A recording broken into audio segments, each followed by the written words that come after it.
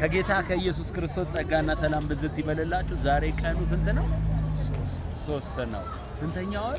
8ኛ ወር 2018። በዚህ ቀን ላይ ያው ጸሎት ክፍል 3 እጅግ በጣም አስተማሪ የሆነ ኢየሱስን የመጨረሻው የኢየሱስን ሕይወት የሚያሳየውን ሉቃስ 23 ቁጥር 40 ጀምሮ አንብቤ የሚገርም ነገር ነግራችኋለሁ ስለ ጸሎት በኢየሱስ ስም አነባል።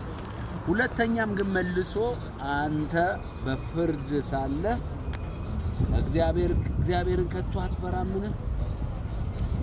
ስላደረግነው የሚገባንን እንቀበላለን። እውነተኛን ፍርድ ነው።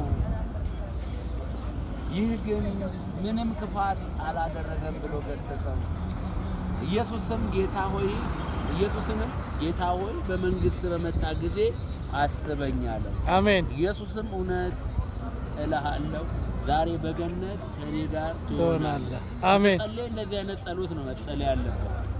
በእኛ እውነተኛ ፍርድ ባለብን ሰዎች፣ ሟች በሆነው ሰዎች ላይ እውነተኛ ፍርድ ተፈርዷል።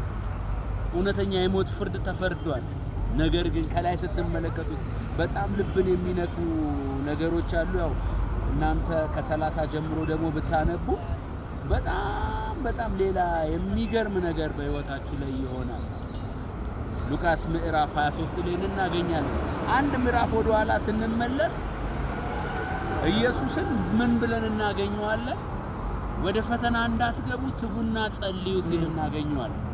ወደ ፈተና መግባት ማትፈልግ ከሆነ፣ መከራ ውስጥ መግባት ማትፈልግ ከሆነ፣ የተለያዩ ሁኔታዎች ውስጥ ህይወትክ እንዳትገባ ከፈለክ ኢየሱስ የሰጠው ፕሪንሲፕል አንድ ነው። ወደ ፈተና እንዳትገቡ ትጉና ጸልዩ። አሜን። ገብቶ ተግቶ ጸለየ፣ መልስ አገኘ። አሜን። ስለዚህ ንቁ። ለአንድ ሰዓት ልትተጉ አቃታችሁ አላቸው። ሰይጣን እንደ ስንዴ እንዳያበጥራችሁ ተግታችሁ እንድትጸልዩ በዓለም ዙሪያ ያላችሁ ኢትዮጵያውያን ፋሲጋችን ኢየሱስን በእንደዚህ አይነት በደጉ በቀኝ በኩል በነበረው አይነት ወንበዴ ራሳችሁን እንድትከቱ እናሳስባለን። ለምን? ፋሲጋው ኢየሱስ እየታረደለት እንደሆነ ያውቅ ነበር።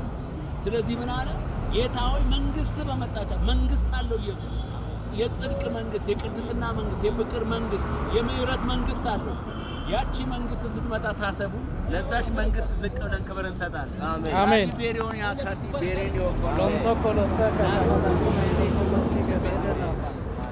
ሮኮቶሲከል አዳናማንቶኮሎሲከል አዳናስ ኢየሱስም እቺ መንግስት የተባረከች ናት። አሜን። አሜን። ክብር ለስሙ ይሁን። አሜን። ኢየሱስ ያድናል። አሜን። አሜን።